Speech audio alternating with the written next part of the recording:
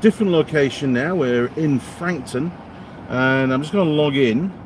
So just bear with me while I refresh on the old laptop. I've never had to do this before in Queenstown, but hey, it's the risk of you know, picking different locations, isn't it? It's life. Hopefully the viewers will rejoin. There we go. That's what we want. Okay, we are on. Right. Just waiting for the viewers to come on, Roger. We're on a different one now, and Jim, the Giants, we're all here, hopefully. It's always last minute. Right, I will just let Mrs. Mechanic know what's going on.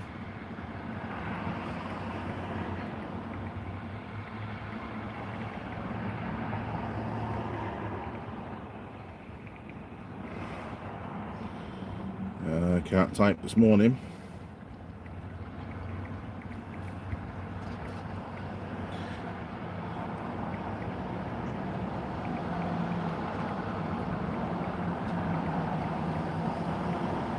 There we go.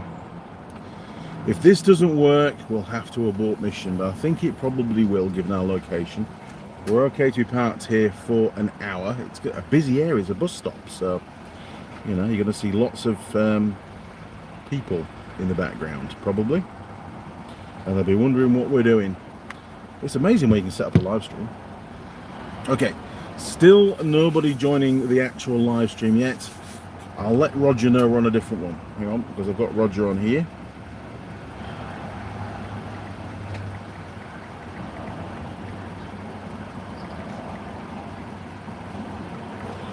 Okay, we'll see if we can get Roger on board, and then he can tell me what the audio and visual is like, because it's not it wasn't great. Well, in fact, it just stalled out, didn't it, down there? So we know we can't do a live stream for the remarkable ski field. What a shame. The Giants, here we go. Good evening, Andy and crew. How are you doing? Good evening, the Giants, and welcome to the bus stop in Frankton. Not quite as nice a location, unfortunately, but you can still see the remarkable with the snow. They had some snow quite recently. Pretty nice, actually.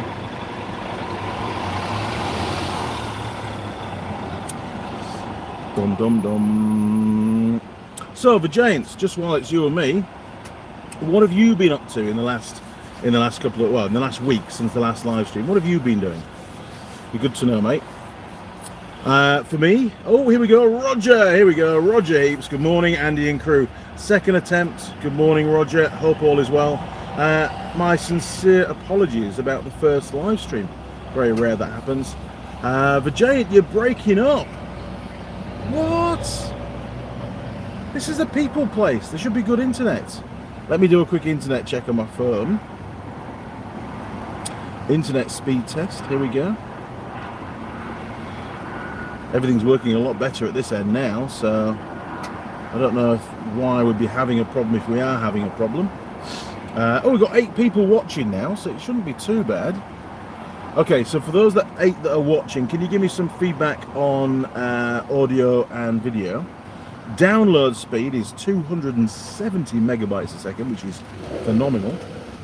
We're just about to click over to upload now. Upload is well above 10, it's 17, 18 megabytes a second, so we should be good. You know, the live stream, you only need really 2 to 3 megabytes a second upload speed to do a reasonable live stream. Anything above that and it should be perfect. Not quite what we used to in the workshop though, is it now? With the old fibre. Jeez, good, isn't it, that stuff? The Giant, just busy at work, otherwise all good, thanks. No worries, matey, no worries, good to know. Okay, so fingers crossed things have sorted themselves out. It's difficult for me to tell at this end. Yeah, my video on the laptop is pretty good. I've seen a lot worse than that. So the last week, where were we last week? Christchurch, I believe. And I've made my way down to Invercargill, stopping in Balclutha and Gore, Also, we stopped in Dunedin and Oamaru. So I went from Christchurch to Oamaru, popped in to see Sheldon, and then from there from Oamaru down to Dunedin, and had a long day in Dunedin, had a lot to do down there. And then from Dunedin we went down to Balclutha, and then from Balclutha across sort of southwest to Gore. It's almost west really, to Gore, and then dropped down into Invercargill, had a couple of nights in Invercargill, and then bounced back north, directly north to Queenstown. And I'm in Queenstown until Tuesday morning. And then on Tuesday morning, head back to the east coast to Timaru. I've got a visit there on Wednesday, so I've got to go to Wanaka, and then from Wanaka across to Timaru, and then Timaru up to Ashburton, Ashburton back to Christchurch, and then we're on our way home. Basically, it's a long trip, 3 weeks and a day, I think it works out to be. What have we got? Vijayant, your live stream is much better now. Fantastic. Great news. Thanks, Vijayant. Phew.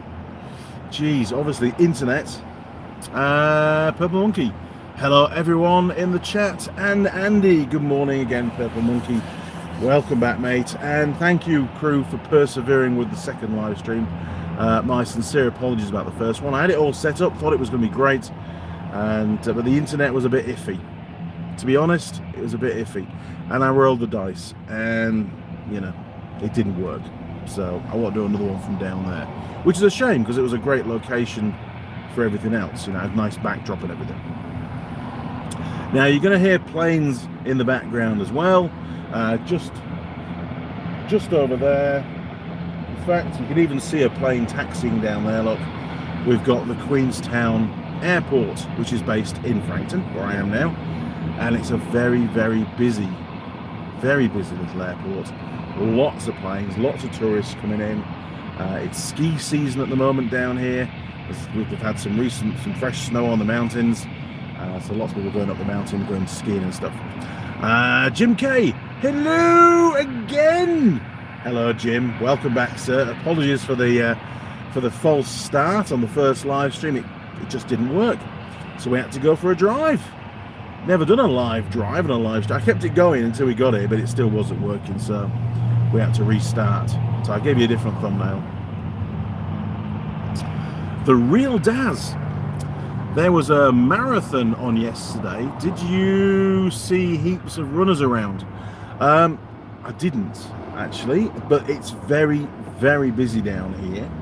And accommodation prices down here are absolutely ludicrous at the moment. To give you an idea, normally when I stay in Queenstown, it's usually about the $280, $300 mark, that's New Zealand dollars, per night, for a reasonable place to stay in. I've ended up staying in a place called La Quenta or something it is, weird spot. It's a bit like a serviced apartments place.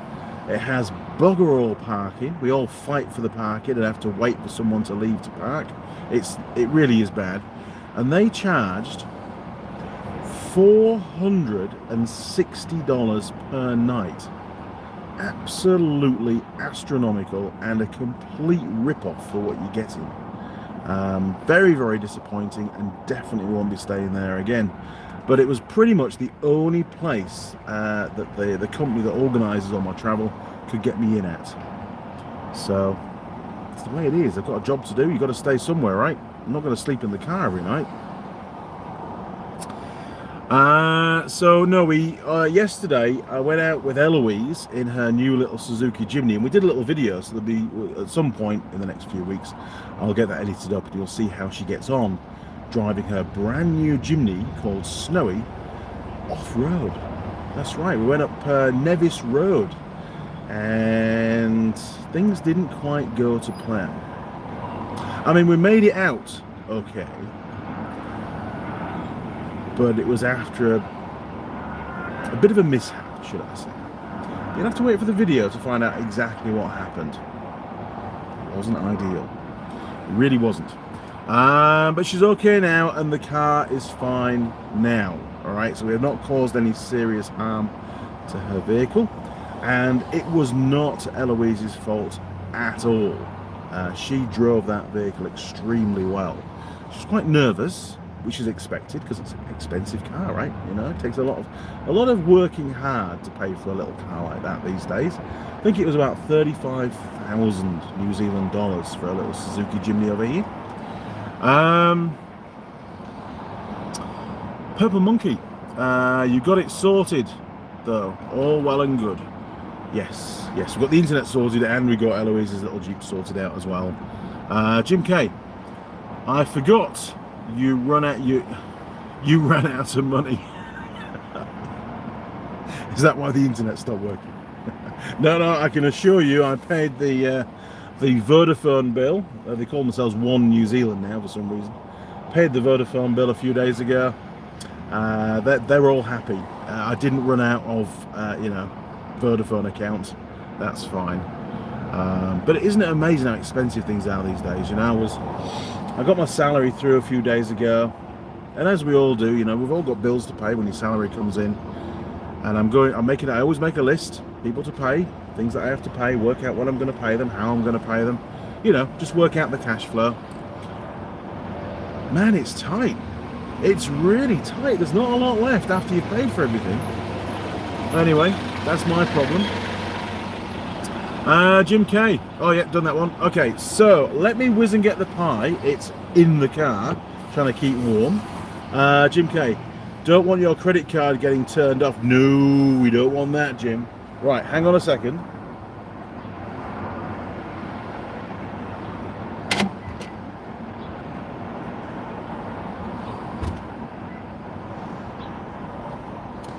Okay, I'm back. It's actually quieting down nicely down here now, so it's good. So I picked up a pie earlier on, and it was from a place called, Eloise likes this place, Ma Boulangerie. Boulangerie, if you want to do it in French accent. So I went in. I've been there before. Very good food, actually. Not had a pie from there before, so I got a mince and cheese, a French-style mince and cheese pie. Although I've never seen pies for sale in France, so it's probably their version of a kiwi pie. And I asked for a large trim latte. Yeah, look, it's even got their logo on the coffee cups. Very nice. Well done. Very well presented, and they were very happy to serve me, and it was, you know, good morning sir, how are you, all good. And so I ordered the large trim latte, and then of course the coffee gets made, and they go large trim, yeah, well, and then they announce the coffee, and they go large flat white. Didn't order a flat white, so I stood there like a lemming, waited a little bit, and then, you know, is that my coffee? Yes, that's your coffee, sir. But it's you know, flat white. I ordered a trim latte. Huh. And that was it. Huh. And I'm like, but I ordered I mean, it didn't bother me, it's just a coffee, right? But it wasn't oh, I'm very sorry, we made a mistake, but are you okay with that, you know? It was just, yeah. So maybe that's how it is in France. I don't remember, it's been a while since I've been to France, but maybe that's how you just get what you're given, right? You order what you want, but you get what you're given at the end, and there's no rebuttals, so that's fine. I've got a flat white this morning. Okay, pie, mince and cheese, French style, from a French bakery here in Frankton, near Queenstown. And I'm not too sure how well it's going to go. Normally I would eat it in the bag, and I probably will, but give you a quick structural survey. We're not going to mark the pie. I'll just give you some general feedback. I think we'll just do that in the workshop, it's easier. It looks like it's got a bit of cheese on the top, so I'm going in.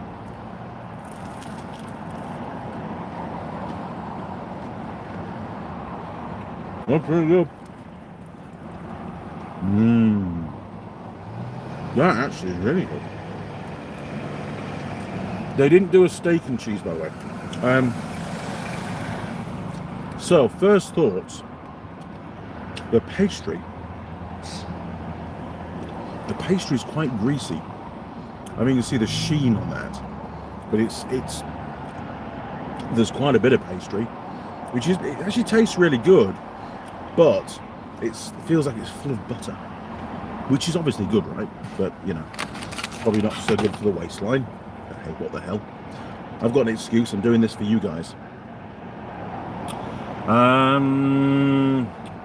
Roger Heaps in the tractor heading to the sister-in-law's to move some fallen trees. In the tractor. And now Roger, have you given your tractor a name yet? Because as you know, mine's called Trevor. Because you've got to give your tractor a name, right? Probably your tractor is get the out of the way tractor.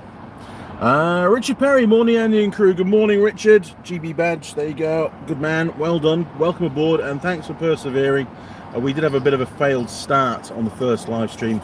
No internet in the first location, so we had to relocate and start a fresh live stream.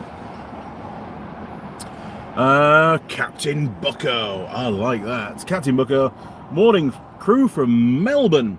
I take it that's the Melbourne in Australia. Okay, we're going in.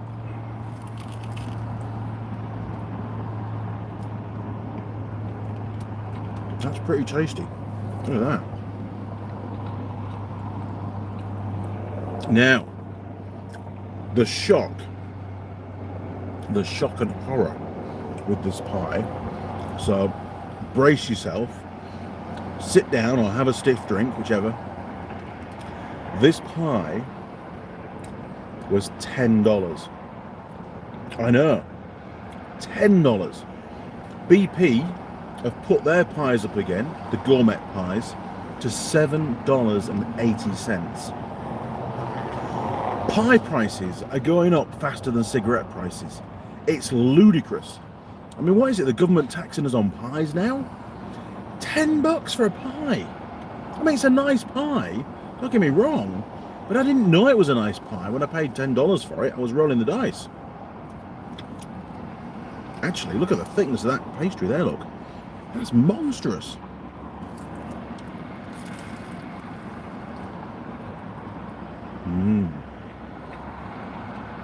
Good though. Purple Monkey, no longer a cheap hobby.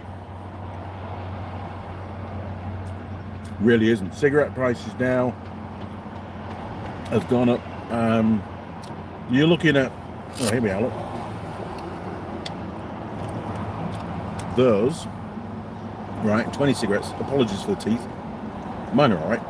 They're not like that, that's for sure. Pall Mall Baseline Menthol Boost 20. Those, and basically $50 a packet. $50. 50. Are you hearing me right? $50 a packet. I was talking to one of the lads from Japan who came over to do some work, and he smokes. And I said to him, hey, you know, he was actually taking quite an interest in the packet of cigarettes that I was holding. So I said, hey, show me your cigarette packet. So he did, and it was quite different, and it was all in Japanese and stuff. And he didn't speak very good English. So I was trying to ask him, how much do they cost? You know, how much in Japan? And he was telling me, but I couldn't understand what he was saying. So I got the currency converter fired up on my phone, put it into yen and New Zealand dollars, and he typed in the yen value. Came out at like $3.50 New Zealand, and I was like, what? That's stupidly cheap. It's ridiculous. So then he asked me, you know, how much is mine? How much for New Zealand? So I put in the New Zealand area, $50. And he looked down at the screen, he nearly fell over backwards. He could not believe how expensive cigarettes are in New Zealand. And they're due to go up again, I think 1st of January, or sometime in December. Not long. They're going to go up again, so I'm told, by another 10%. So it'll be $55 for a packet of cigarettes. Well, I'm going to have to stop smoking. I just can't afford it. It's ridiculous.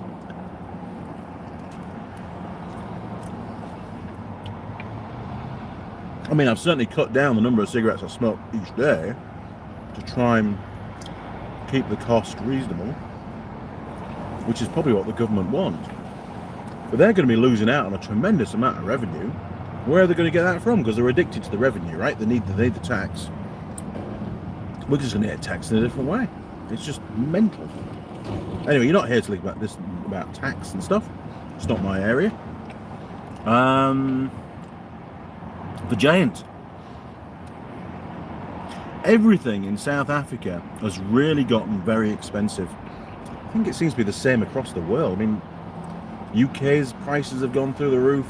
It has certainly here in New Zealand. It's just mental. It really is. There's no answer to it.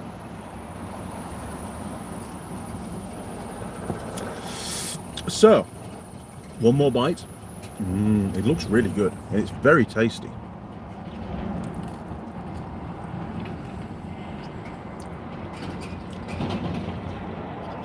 It's quite... There's definitely a lot of fat in it because it's dribbling down my hands, which is not good when I've got to use the screens and the keyboard. So forgive me. The Andy Mechanic shirt's going to get a hammer in this morning. Yeah, there's definitely grease all over it, without a doubt. So, today, I've got the day off, right? So we're going to go off somewhere with Eloise again and spend the day with her. She's taking Mrs. Mechanic rock climbing this morning. What the hell, right? Rock climbing. There's a disaster waiting to happen. Anyway, we'll find out after the event. I think she starts rock climbing when about 10 o'clock. So in about 50 minutes time. And then I think we're going to head down to Glenorchy, discover a bit of a drive down there, find somewhere for lunch, just chill out. Tomorrow, obviously back at work, and I've got to go across to Cromwell. So I think Mrs. Mechanic's going to do some mountain biking around Cromwell, I believe. She's done so far on her e-mountain bike 240 odd kilometers. I know, 240 odd kilometers on a bicycle. She did like 70 odd kilometers in one day. It's ridiculous. And then Tuesday up to Wanaka, and then across, like I said before, to Oamaru, and then up to Timaru. I've got some stuff to collect in Oamaru on my way through, so, which I forgot because I'm an idiot, right? So Sheldon, remind me, very important.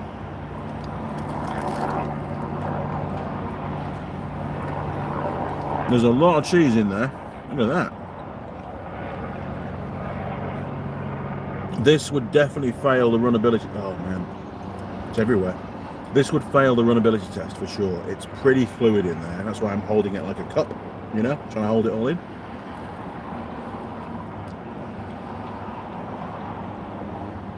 Yeah.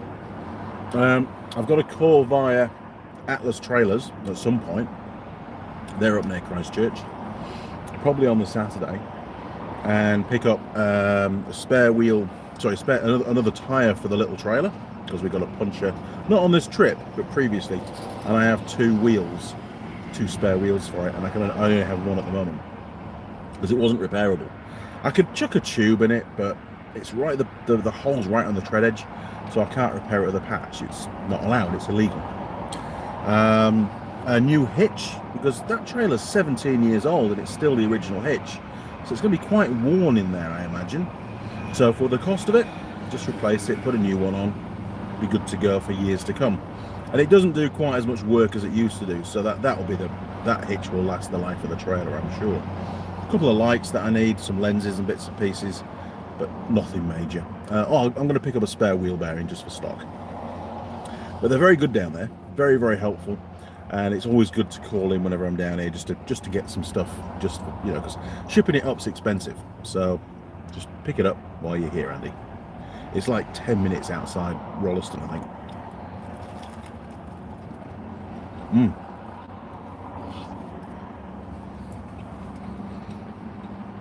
So much grease. A bit too much grease for my liking. I'm not a fan of greasy pies, but it is tasty. Vagina, the imported cigarettes are so much cheaper than the cigarettes made in South Africa. Wow, who would have thought that? And what about the under-the-table cigarettes? Are they even cheaper? Because that's happening now, right? There's plenty of black market cigarettes out there. Not that I entertain that stuff, but, you know, definitely happens. Oh, put my pie back in the pie. Yeah, this is a bit messy. I'm gonna have to wash my hands after this one. Connor K, morning and in crew, back online and streaming. No more buffering. Circle of disappointment. Thank you, Connor. Had to jump in the ute, drive up to Frankton where I know there's reasonably good internet, and start a new live stream. So my sincere apologies. I did roll the dice. I was hoping it was going to be good down at the Remarkables ski field, the lower car park. Turns out, even though I did an internet speed test and it was sort of okay, YouTube wouldn't have it. Just didn't want to know.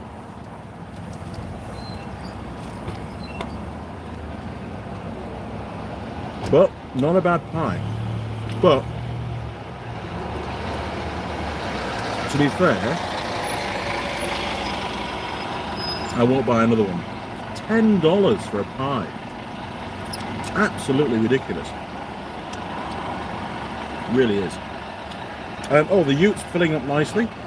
We've still got a bit of space. I think we'll be able to get everything in, hopefully. Fingers crossed. Who knows?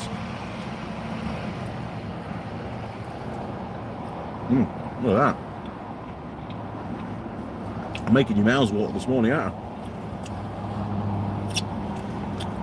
It's pretty good. So, spoiler alert. I'll give you a bit more about what happened yesterday in Eloise's little Suzuki Jimny Sierra model. So it's the top of the range. Very nice little Jeep. Same spec as ours. Blue Turtle we call ours. Hers is called Snowy because it's all white, which isn't ideal for off-roading because it gets dirty the second you go off-road. But anyway, it's running standard tyres, which are pretty much road tyres, road pan, very narrow. And if you want to Google it, we went onto Nevis Road, which starts about 30 k's south of Queenstown on the road down towards Invercargill. There's a place called Garston, Garston. That's the start point of the, I suppose, the eastern side, isn't it? Yeah, trying that way. The eastern end of Nevis Road. And it's 80 kilometres of basically of gravel and rutted mud in the middle. Lots of water pools. They've had a lot of rain around here recently, so it was quite wet. A lot wetter than we thought, but there was no snow. We thought there was maybe would hit the snow line.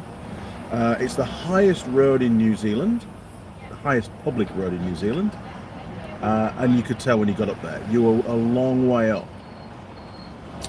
And she did fantastically well. We got, I don't know, probably, I reckon about 30, maybe 35 kilometres in. And we were going down this sort of low plateau down the valley. And it was quite marshy. You get a lot of standing water around. A lot of streams crossing it. A lot of water pools, flooded sections of track. And I was thinking, man, this is a lot worse than I thought it was going to be. I was hoping for just a gravel road, and it had been just a gravel road until we dropped down to that plateau. And I was looking on the map, and the road, what the symbol they used for a track, stopped, and it really became more of just a single dotted line for that distance across the plateau, and that sort of indicates it's worse. We battled on. And then we got to another water pool, and to the right it was really muddy, rutty stuff. And I thought, nah, we can't go in there. We're just going to get stuck on these road tyres. We're going to have to go through the water pool. But you never quite know how deep they are, right? So she nursed the vehicle in nice and slow. Four-wheel drive low, obviously. But she was only going nice and slow. I didn't want her to blast in full bore.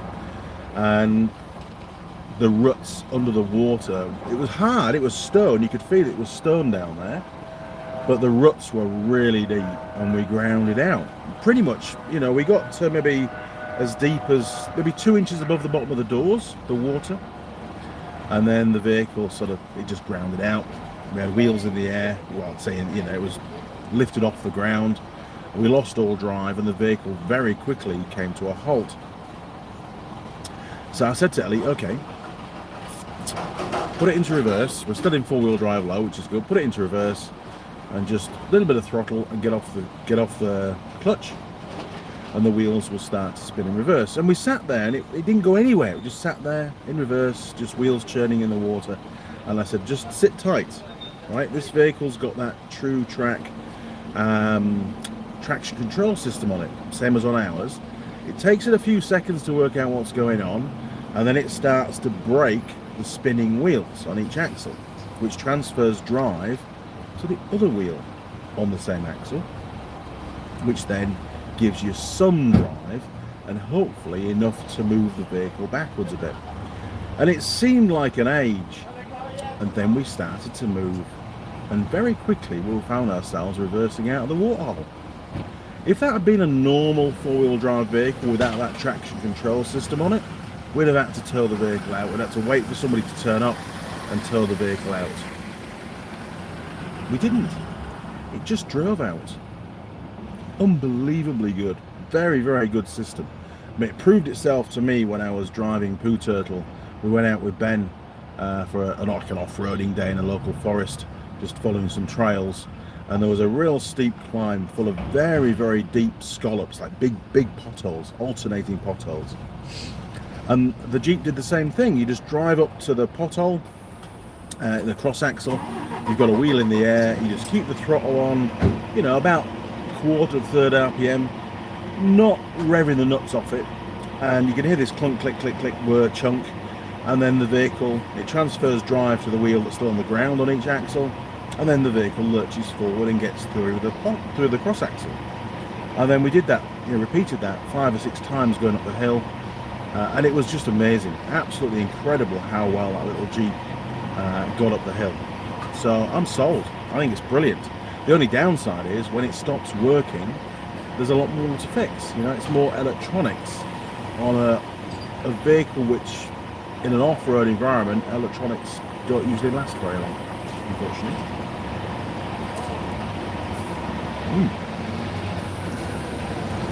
Still tasty when cold. Look at that. One more mouthful. I should have brought a rag.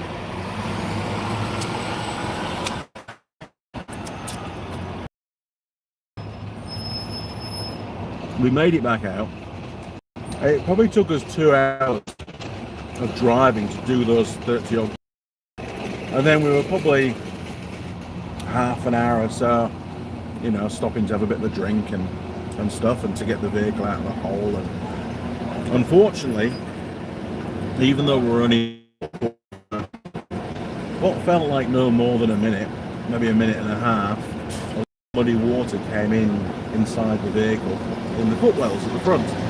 And of course, being a modern four-wheel drive, it had nice carpets. Well, they were about 3 inches deep in muddy water, which wasn't ideal. I didn't want to spoil our new car, so we had to go and find a plastic container and bail all the water out. And then when we finally got back to our house, I took the bungs out of the floor to drain the last bit of the water out. Got some towels in there to try and mop it up. And I said, look, it'll dry out, don't worry. And then once it's all nice and dry, give it a vacuum, you'll be fine. And she was happy enough. But it wasn't ideal. Brand new little Jeep full of water. Right? Sorry, Ellie. Okay. Pie is gone.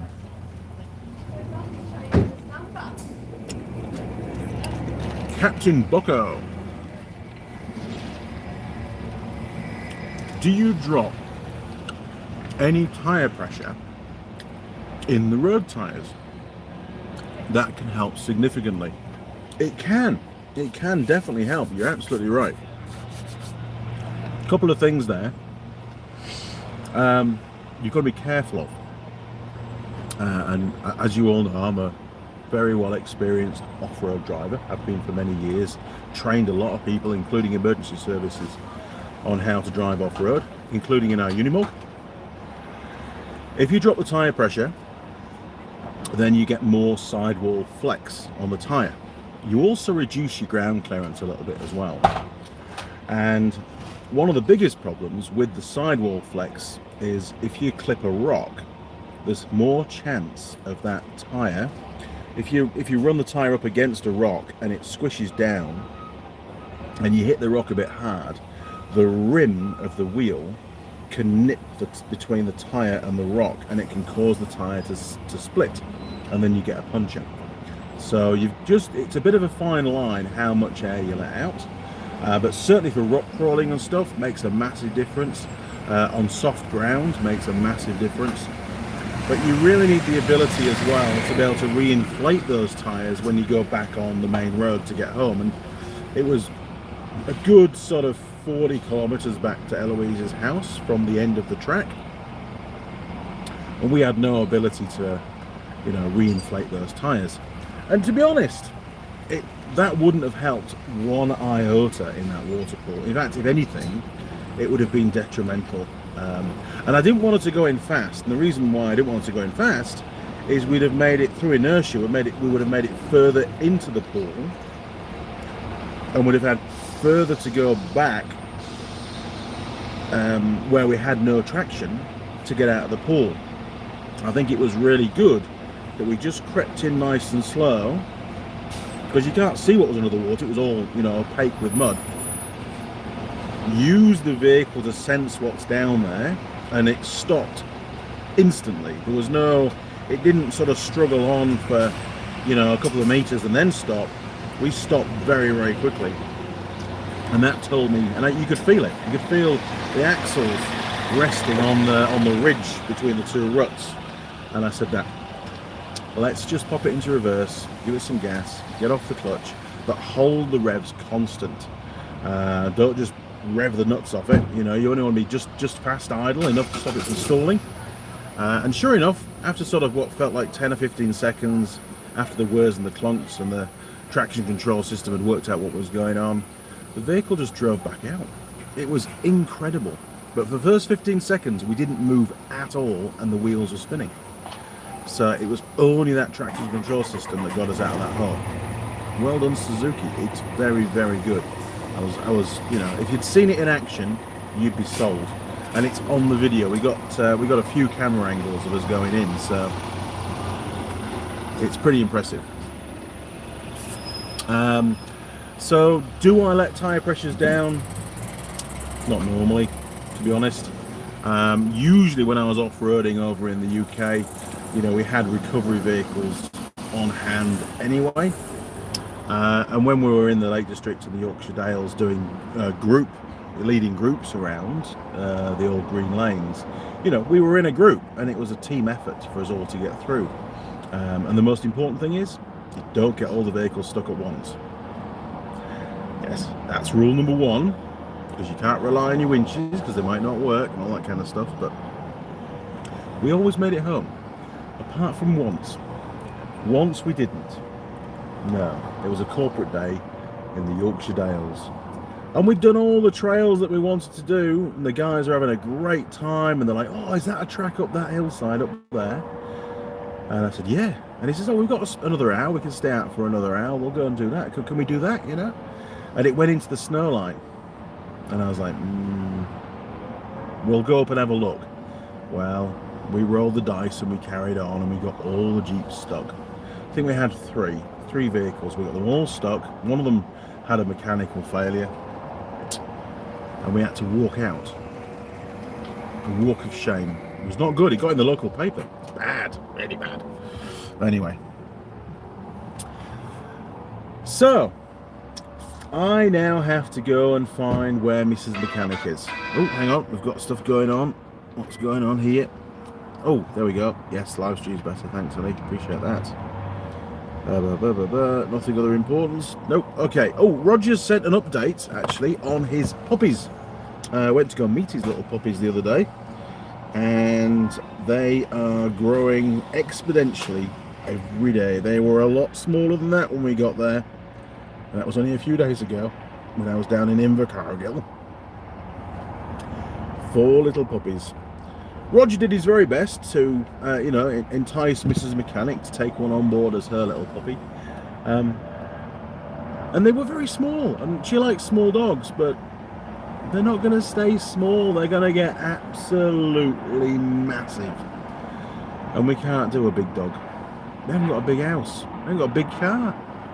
There's nowhere for it to live. It would just take over the house, and it would eat us at house and home. Sorry, Roger. She needs a little dog. She does. We'll find one to replace Marmite. You know, which I think is what Marmite would want. I think it is. We do miss Marmite. She was a lovely little dog. Really was. So, we're 40 minutes in on this live stream. We've probably bumbled around about 20 minutes with the last one, including the driving.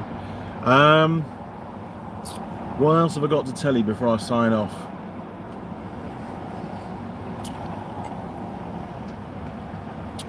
I think that's about it.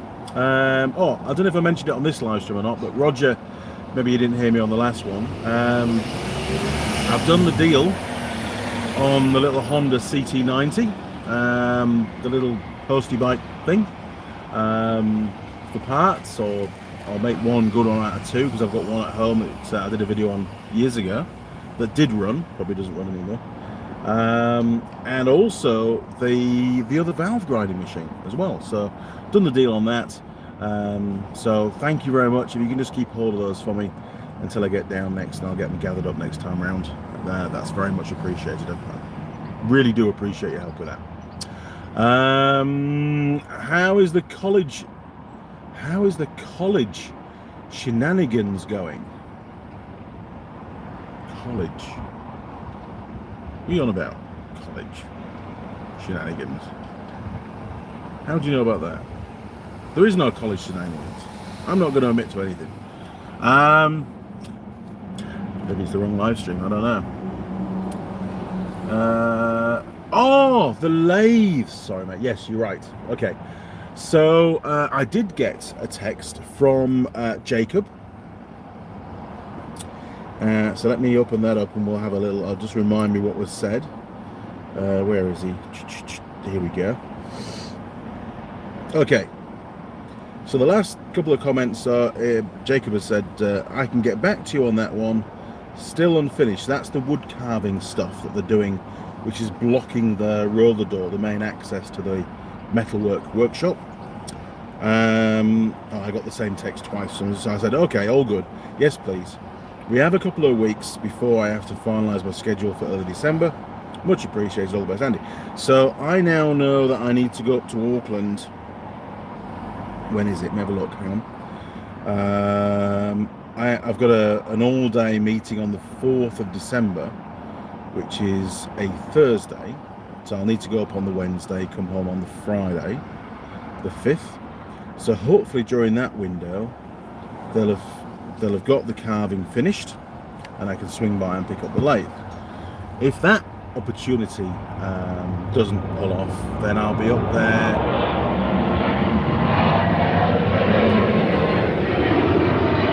Look at that!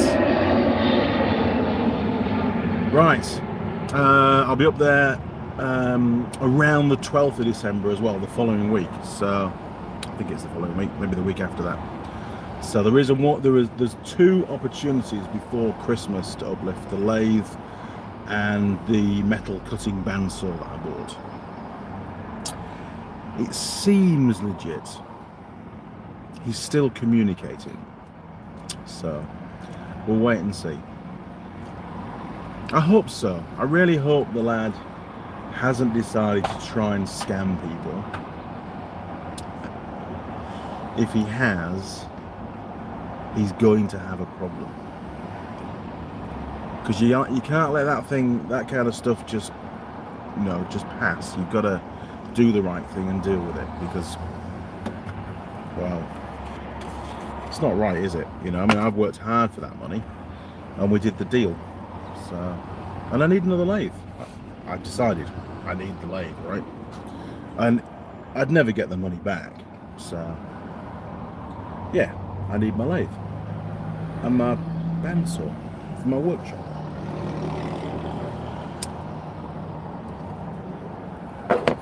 But we'll work it out. I'm giving the benefit of the benefit of the doubt. It may just be that he's really bad at communication. We'll put it down as that for now.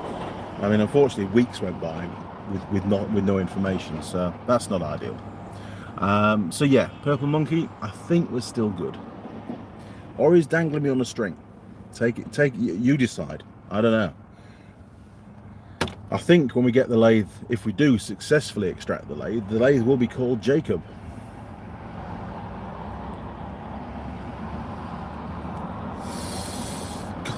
It's a glorious day today. It's actually getting quite hot now. It was freezing cold this morning. When I arrived on Friday, I had to go up to Off-Road Adventures in Queenstown. Had a good chat with the mechanic there, good catch up, covered a few things. And then found that on the way to the hotel there was this massive black cloud down the valley, coming down from the Glenorchy area, just north of Queenstown.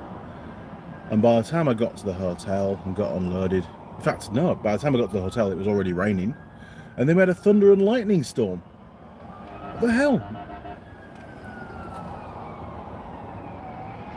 Ooh, there might be a fire. There's stuff going down, people, live in Queenstown. I'll just step to one side so you can see what's going on. You'll see a fire engine coming down from that direction there. Not police, so we're alright. It's not me. And we're trying to get through the roadworks. I hope it's not a plane. Here he comes.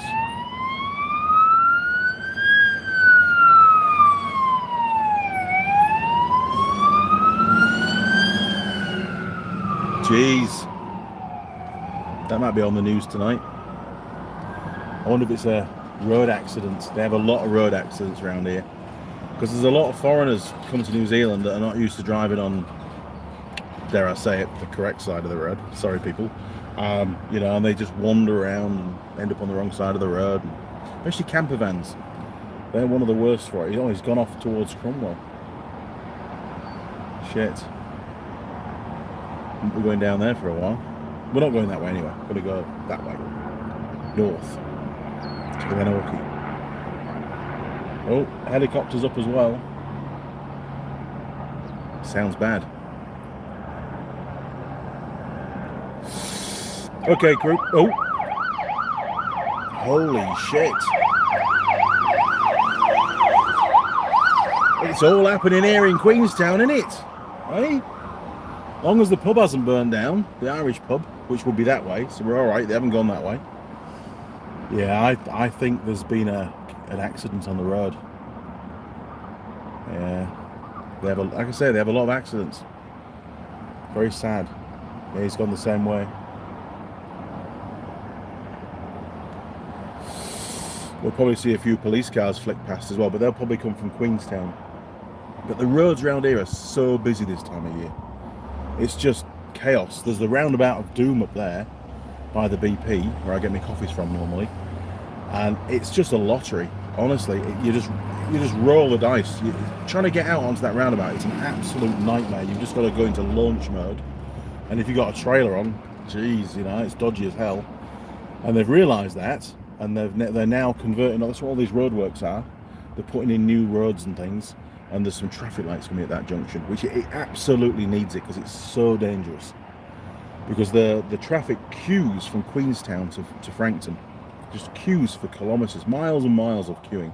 So they just fill up the roundabout. They just keep like bullets just bombarding the roundabout, and you just can't get out. Okay, so the next live stream is going to be from Queenstown. From Christchurch. We'll be back in Christchurch again, so I will see you there next Sunday in about, I don't know, 1,500 kilometres time, 1,000 kilometres, something like that. A fair trek anyway. Okay, crew, I'm going to leave you at that. I don't think there's any more.